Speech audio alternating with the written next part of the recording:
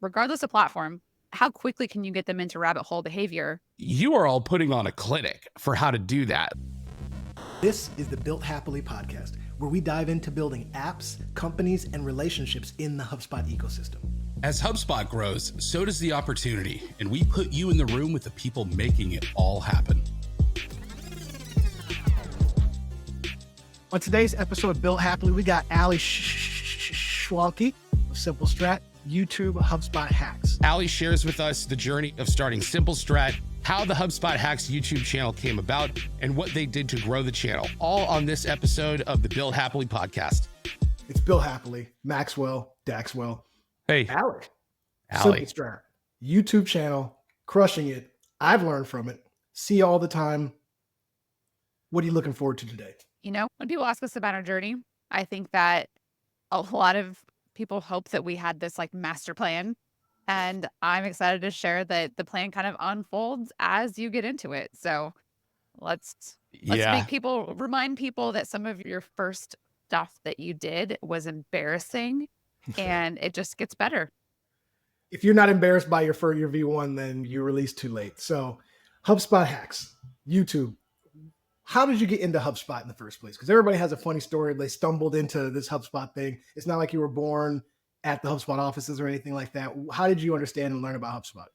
Yeah, someday you'll have an episode where someone was born in the HubSpot offices. So when you do have that, let me know. Our HubSpot journey started, SimpleStrat as a company started back in 2016, 2017. And I brought on an employee who has gone on to be our co-founder, Tyler Simoni-Sprunk. He's on our YouTube channel as well, one of the well-known folks in the community. But he said, hey, we should maybe become a partner with some sort of software tool so that we can have a backing of a partner program. And that was really his initial thought. So we kind of just did it to make sure that as a new little company that we'd have, some sort of marketplace credibility. And what we learned was you pay for the software, you pay for the certification, they give you a badge, and there you go. Yeah. Run with it. Yeah. Run with it. I mean, it was helpful for us in the beginning to go through that process, but quite frankly, you never know what you're getting into. So it wasn't like we were like, okay, we're going to look at these 7 different softwares and figure out which one to be a partner. We just kind of chose to go all in, at least at that one. And then about 3 years after that, right after we'd started HubSpot Hacks as a channel, we decided we're only going to focus on HubSpot. So we don't do work in other CRMs or other marketing platforms. What were you guys doing before the decision was made to kind of like start using HubSpot that first time? Like, how did the company start like back then? Yeah, I had been in-house, I had been an agency, I had been in consulting myself. And so at that time I had, wait for it, really well-named marketing, Schwanke marketing. Let's just pump the brakes. Why are you discriminating against people like me that have lisps and can't say? Let me make it easier for you. Schwanke rhymes with donkey. That's just how you roll with it. Fair. But I had been doing consulting. I had been doing more of like CMO strategy. So go in, help an organization wrangle it, go to market, figure out what they want to do with their marketing team, help them hire, help them get their systems in place. And, a lot of times technology ended up being a part of that. So when I started SimpleStrat, I remember sitting down at the kitchen table, writing out this manifesto. And you take it to your spouse and you're like, oh my God, you're so proud of this thing. And you feel like a little kid where you read it and they're just like, oh, nice job. So to me, it was like really awesome. But I don't think anybody around me got, the more you talk about your vision, the more you do things, the more they realize that it's not just an idea and you're actually, moving toward it. So we started more of a marketing strategy. We would design a blueprint for you. And then we realized that they're just, again, my background, I actually was an admin for another CRM that shall go unnamed in the marketplace, very popular. And I realized that there has to be some sort of customer database at the bottom of all of that marketing. And that's really why we sought out something like HubSpot. So, we're like fast forwarding through a lot of you have this agency, you're working in HubSpot, and you talked a little bit at the beginning. It's like the journey unfolds like, sometimes in ways you don't expect it, right? Where did the beginning of the HubSpot Hacks YouTube channel kind of like spawn from? Like, was there some sort of aha moment in that, like, hey, no one's really doing this well on YouTube, let's go do it? Or did like the project start as something different? Like what would you say was sort of the origin point of kind of the end product you have today? Yeah, what I think a lot of people don't know is I think they thought we went into a room and came up with this great idea and we did all these things. And where it actually came from is we had a software company as a client at that Hmm. point, and they had a product that, I mean, not unlike HubSpot, when you get into it, like they say, it's so simple to use. But that's actually true for mostly techie people, not actually Sure. as simple for people that don't think with like tech first. So we said, why don't you create an entire channel dedicated to how to use your product better? It'll lead to better product adoption. It will actually lead to people looking for things. We were good at SEO, so we knew that there was search traffic to be had on YouTube for this particular company. And it was Hmm. one of those, like, I don't know if you guys ever had this in your career where it's, oh, that's a cute idea. Oh, that's so Yeah. cute. Yeah. Good And for you. they, Gold star. Yeah. yeah, Yep. gold star for you, but we're just not gonna take that idea. And so we were Sure. like, darn it, no one else is really doing this. So we thought, well, why don't we just like, this was one of those things that I think both Tyler and I are known for in our career where it's like, well, fine, let me just show you. Let me just show you how it would work. So we went and created a just like set of videos that we could use with our clients. And we just used Loom. It was just like, here's how to do this. Here's how to do this. It wasn't its own channel, you guys. It was just Loom videos on our SimpleStrat channel. And to tell you how sophisticated we were at the time, if anybody does any YouTube strategy, this is embarrassing. We use tags like marketing, Midwest, learning. Yeah. Okay, that what Broad. like yeah, what Those are you those doing? broad keywords. Yeah. Yeah. Yes. So what we discovered though is these short to the point videos actually then garnered traffic in a crazy way that we had never, it was just like, oh my God, the video we posted last week has 1,000 views. All we're doing is showing someone how to connect their inbox. That's crazy. Yeah. And then we were doing, so Sounds like a once we got simple that, strategy. Hey, there you right, go. right. Yeah. So then once we actually got into that conversation, we realized that there were other people that were doing learning videos about HubSpot on YouTube, but we found that we had a very specific hypotheses about what we believe people were looking for in those videos, and we believed that the current people making those videos were not serving that audience. Mm. So we decided that we also, unbeknownst to a lot of people in the community, we had employed a video editor at that time. And I had believed that video is the future of, I mean, this is 2017. Like, I'm like, video is the future. Yep. And every company was like, we agree, but we will not pay for it. Yeah. So I had this high Sounds priced hard. video editor Yep. on my team, and he was just like sitting around probably looking for things to do. So we were like, well, let's put this guy to work. And so he, got on B&H Photo and ordered a bunch of stuff for our office, like was super excited to use the company credit card to get all of his like cool stuff for the studio. And we recorded a set of like, I think six or seven videos to launch with. And we decided we're just going to lean into this. We're just going to try it. Hmm. And that's kind of how the channel started. There you go. And so the channel started as HubSpot Hacks, right? And it kind of went from there. And like, so talk to me about like where it kind of, you knew it was kind of taking off and like you knew you had something, right? Because I know you had that like the successful videos at the beginning, but like you guys are up to like what? And when I did the notes here, you guys like surpassing 21,000 subscribers, which I have not seen a single HubSpot related, not that you see a lot of them even, but like a single HubSpot related channel that is commanding any kind of audience near that size, right? Like where did you start to see it kind of hit a little bit of like that first sort of like round of success? Yeah, I think our channel is certainly one of those success stories that 3 months into it, if an executive would have walked into the room in our initiative, they would have been like, I see all this money going into this channel. I see all these people. Yeah. Where are our leads? Yeah. And 0. Yeah. Our growth looked like this, flatline. Yep. So we just decided to continue with it. And about 6 months in, we had some staff changes. We did stepped in and kind of looked. You just have to have enough data to make a decision to do something. So we had enough data at that point. We leaned into some things that were working. We stopped doing things that weren't working. We've become masters at reading the YouTube analytics and knowing what it's telling us. Yep. And we stepped in and said, let's now start putting in specific calls to action across all of our content. So prior to that, there wasn't really a whole lot of call to action. It was just, can we get someone to watch? And can we get someone to share? And can we get someone to listen? And I think that's the hardest thing to teach people starting a business is they want to build the thing that they hope they have in 20 years. Yep. You just don't know what that thing is. So we just goal number 1, can we get people to subscribe? Can we get them to watch? Yep. And then the best thing in the world happened for us. The worst thing for the whole world was the pandemic happened. And we just happened to be in this place where when people laid off their staff, the ones that were left behind was like, what the heck is HubSpot and how do I use this thing? Yeah.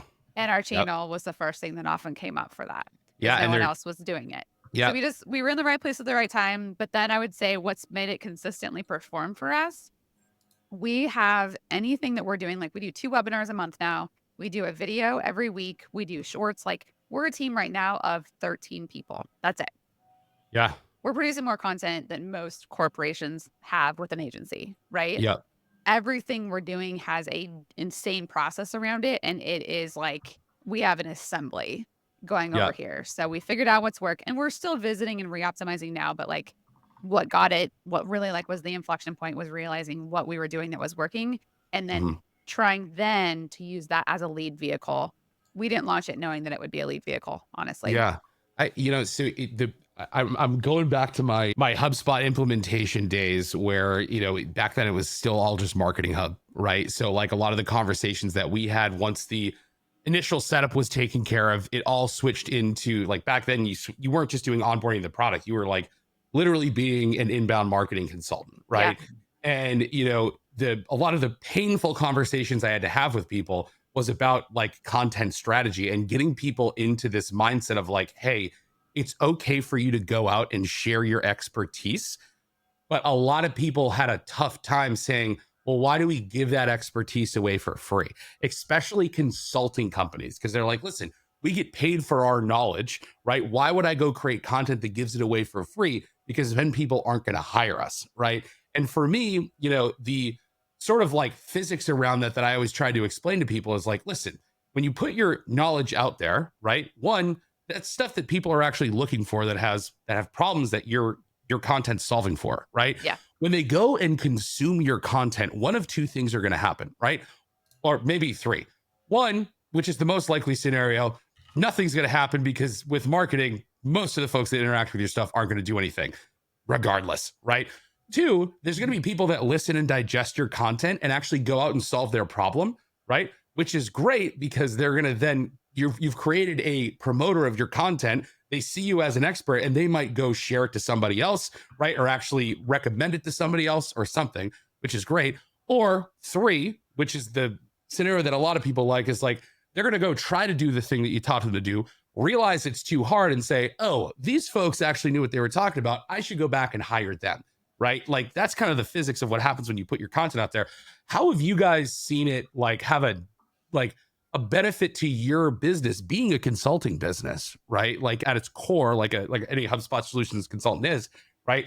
How have you seen this like positively impact things like getting new business, getting new opportunities, lead generation, things like that, specifically from the YouTube side of things? Yeah, if we're talking specifically driving leads from YouTube, we have our strategy, and I don't think this is a secret. Our strategy is get on our email list and you'll get our bi-weekly email with our newest videos. I mean, again, Mhm. like the thing that I think is challenging is, Ali, what's your secret?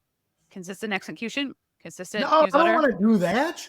I'm gonna keep doing this over and I over mean, again. Come let's be on. honest, there's a lot of creativity that goes into that too, but we also we use HubSpot as a company. And so I can open up our HubSpot portal right now and I can tell you the percentage of original sourced leads that have come from YouTube because they are categorized with UTM parameters. Just like it's incredible. I actually screenshot quite often. I'll share on LinkedIn and say, look at how many people we got from YouTube, LinkedIn, Twitter, Reddit. I mean, it's just when people are wanting to say like, where do your leads come from? If you can't say those types of things, or if you're using like Zoom info importing into HubSpot and then you're sending people to YouTube, that's fine. Now you're using it as a mechanism to nurture those people, but you can't show it up in your database, right?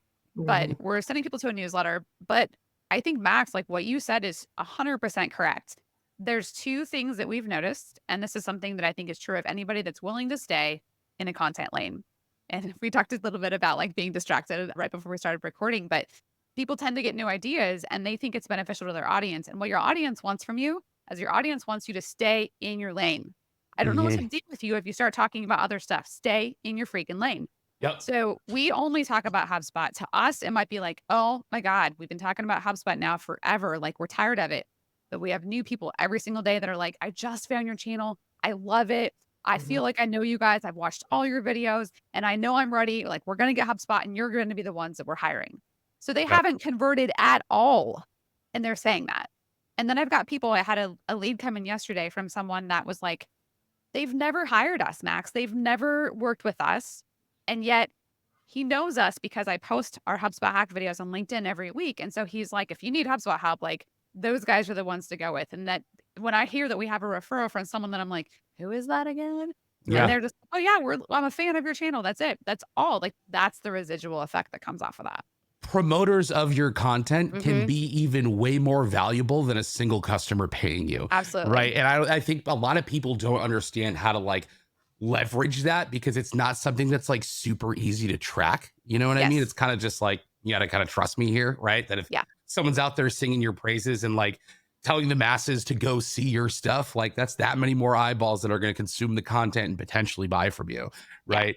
Yeah. That's awesome. No, it's super interesting. My question for you, because what's interesting to me is, well, Maxwell and I, we have a journey to embark. We have made a blood pact. This blood pact was made. I think we have a date time We stamp. made multiple blood packs, but then we also make multiple apps that get in the way of the blood packs sometimes. So we're on this blood pact of like, hey, we are going to get loud on the internet on YouTube.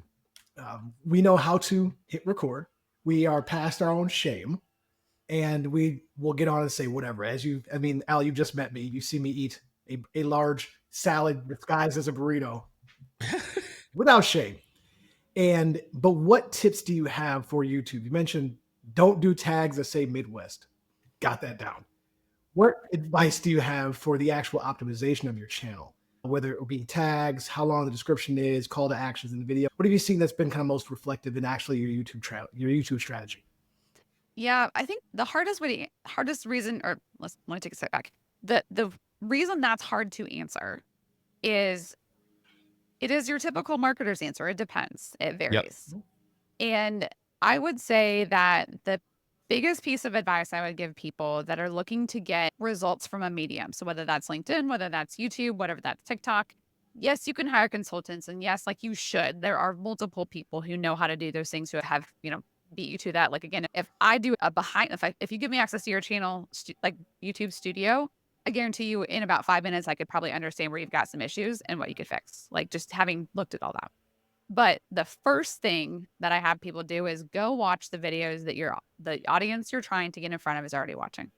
So too often, I think this is what happened to us in the beginning is our video editor, wonderful, talented person, was used to watching all these like video creators that created all sorts of just like cool, like, crossroads and you're, doing flips and all these like cool camera tricks. And we're over here like, let me teach you how to press click and add this to a workflow. Like, Yep. you're not going to make that super exciting. That's not sexy. Like our goal is education. And so if you're looking to, I don't know what kind of content you're creating, but let's say other people are creating apps about, how to be more productive. So let's say I'm just going to use this as an example. If let's say your channel is about Notion. Okay. Are you talking just about Notion?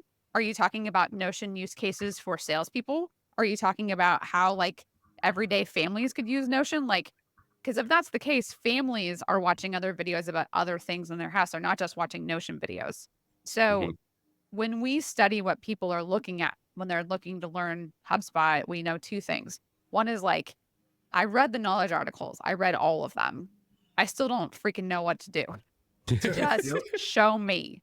And then the second thing is if you go through the HubSpot integration marketplace, and I've told this to so many software companies that we've worked with, like if you have a software and you say you integrate with HubSpot, you need to have HubSpot Hacks do a tutorial video sponsored for you, because the question that we get is, does it actually integrate? And when they say actually integrate, they have questions like, is it one-way sync? Is it two-way sync? How many objects does it pull over? Is there, a series of errors? Like, show me what this app does, because you product marketers are over-promising what it actually does. And so when we found out that's kind of what people are asking, you can find a ton of gold in other people's comments on their channels. Find out where people blow up your competitors, or find out where people blow up a video of being like, you didn't show me this. P.S. We have people that like that on our channel. Like, they blow us up. But that will give you a lot of insight on what's not being shared on YouTube that you can tackle. And so I think what's unique here is like, you not only have had this like success in YouTube, like in general, like YouTube practice, right? But also like you're bringing a lot of this data into HubSpot. Like what sort of like, I mean, I think like what the one integration that HubSpot has with YouTube is like the enterprise marketing. You get like you get that weird dashboard that's like stuffed in enterprise and like hidden away for some reason. What sort of like things do you need to do on like the HubSpot side of things to effectively track, traffic coming from YouTube and things like that? Is it just like UTM parameters and like putting links in the description, or does it go beyond that? Like what else have you guys kind of learned from weaving HubSpot into that YouTube strategy and connecting it all together that you think is interesting for folks? Yeah, the simple answer is that is going to be the way you'll track it. I mean, HubSpot, you guys know this, is smart enough to know where traffic came from. So if it came from YouTube, it's going to label it as YouTube. If you use HubSpot campaigns as a way to kind of folder or structure your UTMs, you can then use other campaigns and actually say which video it came from. Cool. Again, I will say that people get way too wrapped up in all of that. Yeah. It's like this never ending conversation about attribution that everybody says they fix it. And we're all like liars. Like it's just not, it's not fixed. And it's not going to be fixed because consumers literally, like we over here are being like, stop tracking me. And marketers are like, we want to know where you came from. Yeah. So like that doesn't live together. But what you need to be thinking about more is, so there's a book, like I feel like I've become this, the author and I have never met, but I feel like I've talked about it on every episode. I should be a sponsored like distributor of his book. It's called Oversubscribed. And he talks about the 7-11-4 rule. And he talks about 7 hours of content needed to build a relationship across 11 touch points in 4 channels. And that's kind of how a relationship gets built. So if you think about this, my goal on YouTube, my goal on my blog, my goal on LinkedIn is like, if I see an interesting post from someone on LinkedIn, I'm like, I go follow them and then I go back to their other page and I read all the other posts. How much can you, regardless of platform, how quickly can you get them into rabbit hole behavior where they just are like, I'm binging, I'm in here, I'm doing this thing now. Eating it like Dax is in his burrito earlier. Yeah, I mean, they're going to be smash. No, that's the perfect thing too. When you talk about this rabbit hole behavior, we unashamedly say, yeah, you want people to be a crackhead about your content. Why? Because it is, you're speaking to them, you feel them, you know it, and that's the mission. And when I find something in regular life, like video game stuff or music making, I see the video, it is me, right to the channel, there's the stuff, most likely going to subscribe, especially when people like us are content overloaded. We're not going to, that subscribe is very high value for for people like us. I'm sure people that are listening. So I think that's super key. And one of the things that you touched on that's super important is all the touch points. So that bridges me to a question about the content multiplier, right? You guys spend all this time. It is literally your job, your entire team of building video content. What type of systems do you use to repurpose that content? A 5-minute video could be all this stuff. What are your plans and what is your structure or infrastructure that you could tell us about multiplying content from one medium to others? Yeah, we've gotten together and said, we know that the main video needs to do its job. Because I think sometimes we as companies try to get things out the door knowing that we're going to have 25 pieces, but you just have 25 kind of like half-baked cookies and you're like, all right, nobody wants to eat this now. They're all kind of like, meh. Yeah. But the video has to be really good. And then I think one of the biggest challenges we have right now, so we're doing it well, but one of the biggest challenges is we are a tutorial company or a tutorial channel. And shorts are not something that typically does well in tutorials. Interesting. Like, you can do tutorials in shorts, but because people use shorts differently, they're not going on there to learn how to set up your entire workflow with webinars on a short. Like, they're not going to watch 29 shorts. That's just stupid. Yeah. So we're currently revisiting how we do that in like the TikTok and YouTube shorts land. But we're also seeing now, okay, so when we first started repurposing content from our YouTube channel over onto LinkedIn, we would just share the link. And that used to be actually like right when we did that is when YouTube made a preview on LinkedIn. And now people are in like these mini blog posts are what's working. Yeah. Okay. So how do we take the content we have now and create mini blog posts about the business case around the tutorial and then point them to the tutorial? So it's always staying on top of like, what does the other platform want from us? And then how do we take this original? So we've now got a process where it's like, this is what we're teaching. What's the business use case? And then we're literally like kind of going through this assembly process of brainstorming so that then our team can take it to whatever platform that they might need. But our goal is to have something out from our teams at least, 2 times a week on their personal profiles. But I mean, we have 2 webinars a month. We have a video a week. Like, we probably have enough content for everybody to have a post like every hour of every day. Ali, Why? Nobody oh, wants to good. see that much stuff from us, right? Can I selfishly sidetrack you really quick? Yeah. Just because I'm sure you've kind of run into this. I know that like LinkedIn is just maniacal now about keeping you on LinkedIn, and something that I've Every noticed, like, platform is. yes, Everyone. when you mentioned like, you post to LinkedIn and then it has like the video preview, and like now I feel like every single time I post to some external source on LinkedIn, it just drills into the ground the engagement, right? Have you guys found any successful like workarounds on like how to promote YouTube content on LinkedIn? Because I'm assuming this is something that a lot of other like, HubSpot folks are going to want to know about too, right? Is there anything that you guys have found that works in today's day and age, or is it really truly about making sure that like the content is translated to be native to LinkedIn? Okay, so excellent question. I love this question because I'm with you on that. Like, I even posted a link in LinkedIn as a comment, and LinkedIn hides it because it considers it not relevant. Yeah. Yeah. So, Goofy. but if you're using LinkedIn to promote your YouTube content or I'll say YouTube specifically, think about when someone's on LinkedIn, no one wakes up in the morning and says, I can't wait to interact with a long YouTube video on an external link on LinkedIn. True. Right? True. No one says True. that. Usually, so think about the thought process someone has when they go to LinkedIn. Okay, it's LinkedIn. Who shared what happened? And oh, wow, that sounds like something I want to learn or I want to discover, or like that's a challenge I'm having. I'll either bookmark that for later or whatever. And if it's valuable enough, it will take us off the platform. But a lot of times it has to be valuable enough that you go searching for it. So think about like I have an Instagram ad right now. Or my Instagram like saved posts are literally like categories like food I want to make, funny things, shoes I want to buy. So I saved it to shoes I want to buy, but I don't ever go back to that post. I just am like, oh yeah, that pair of Sorel shoes. And so I go back to the Googles and I type in Sorel. And so I think in this case, if you're using LinkedIn and you use YouTube playlists, let's say you have a playlist that you can say, you know what? I have talked to tons of people that are new HubSpot users, and every single one of them struggles with 5 things. And so I created a playlist called Dumb, Simple, Stupid Videos Every HubSpot User That's New in Their Job in the First 5 Days Should Watch.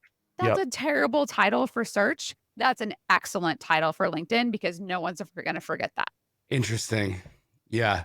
So it's like you're promoting that this exists somewhere else, and you're being very explicit about where you should go and what you should look for, but you're not necessarily taking your engagement through external links, essentially. Yeah. And you're posting a screenshot of that.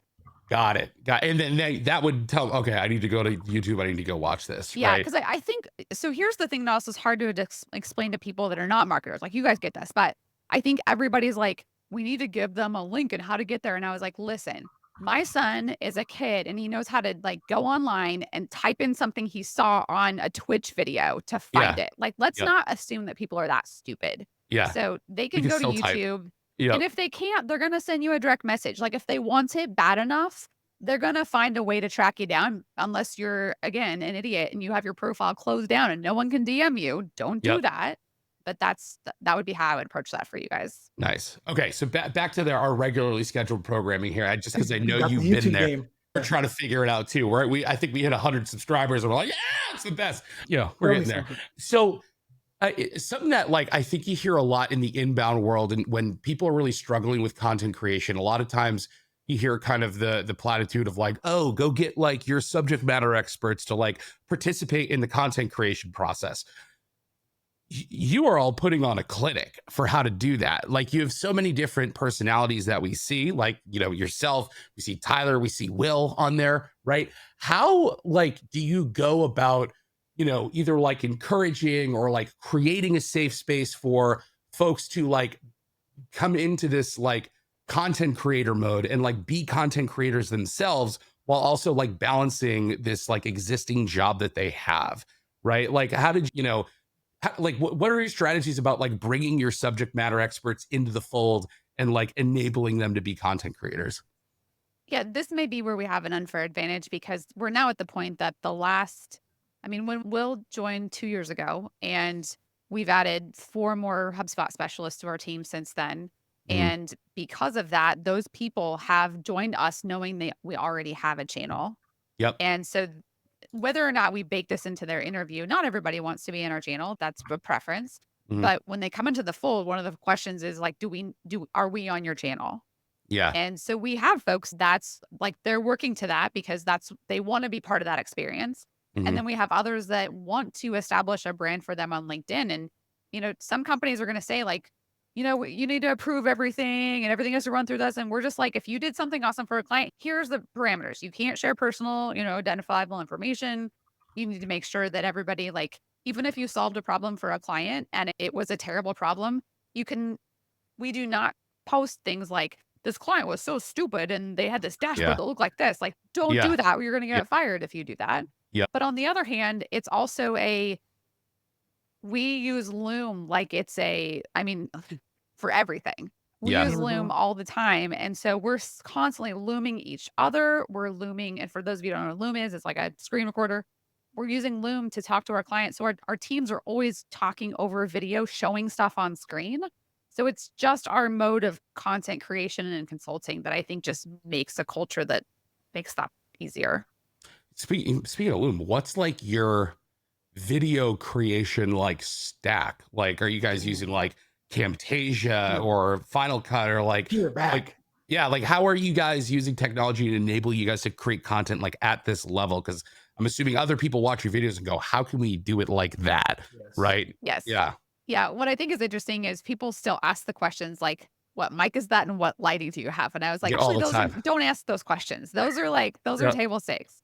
But I'm looking at my browser bar right now because I am a technology, like I just love tools. And the ones that we use on a regular basis are Adobe Premiere. That is where all of our editing of the long form comes in.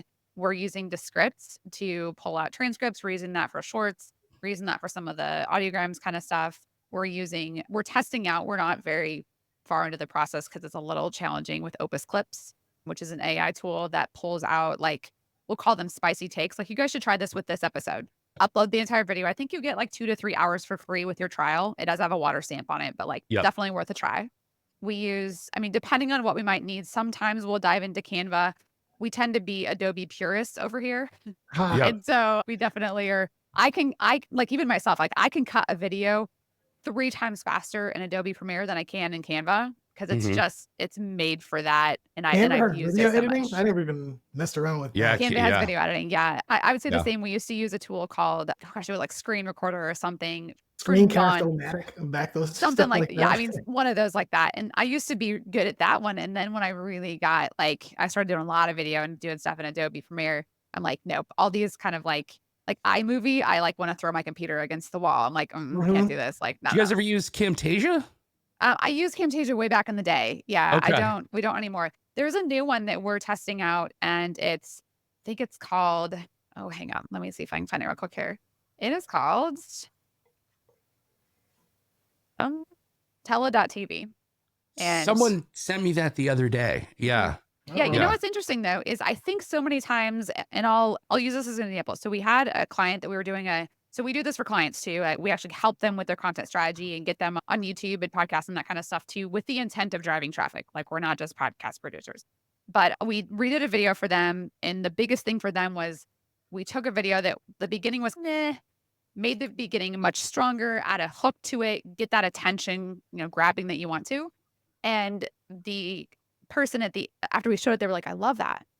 The question they asked me was, what software did you use to make that? Gotcha. And my answer is always like, it's not the software.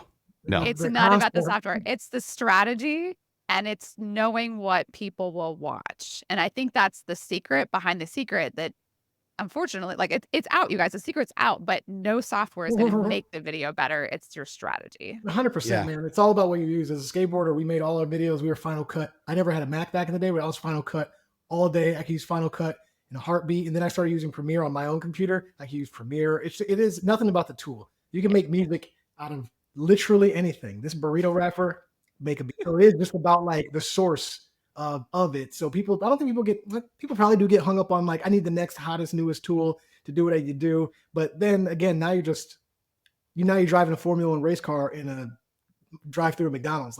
You can go 500 miles an hour, but you can't get the cheeseburger. You can't do it. So it's super sad. Well, Ali, this is beyond belief. You've gone over where you came from, where you're at. What are you looking forward to, or what kind of new mediums are you really looking to explore as you, I would say, blossom via YouTube, but are you looking to explore any other mediums? What's next? Yeah, for us as a company, I mean, YouTube is simply one of our media that we helped and kind of augment what we're building as a business overall. Because we actually, contrary to belief, we're not just HubSpot influencers. We have a full company behind us, and we're helping folks, around the world. I think for us, we're most excited to see what's next on the HubSpot platform. Like, I think we're just scratching the surface of what the capabilities are.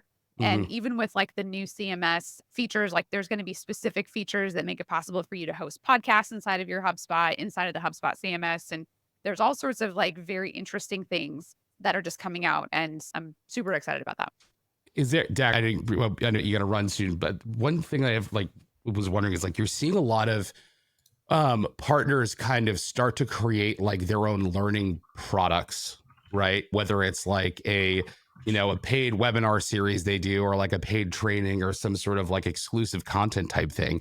Have you guys ever thought around like other monetization, avenues? Like, is YouTube memberships and like, exclusive content something that you guys have ever toyed around with? Or is it more so keeping it for a, awareness and inbound marketing device? Like, is that ever something that's like crossed your guys' mind, or you're thinking about now? We've definitely tossed it around. We've talked about it several times. And I think it comes back to the classic business case of, what problem are we solving by moving in that direction? And is the payoff going to cannibalize anything else that we're currently doing? And sure, it will also, like, once you build a community, I don't know if you guys have built communities, but communities require ongoing maintenance, or suddenly they become like, you just never want to be the person that's like, oh, I joined a community and like, well, this is terrible. There's nothing here.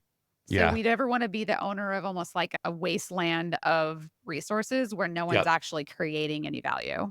Yeah, gotcha. Cool. That's funny. Well, one of the things we like to do, Ali, at the end of these is kind of do a quick, fast 3 questions that you were not expecting.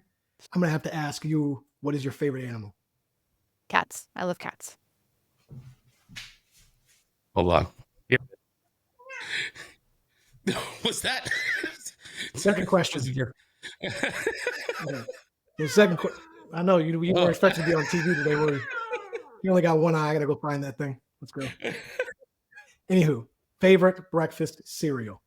Ooh, favorite breakfast cereal for me has to be Cracklin' Oat Bran.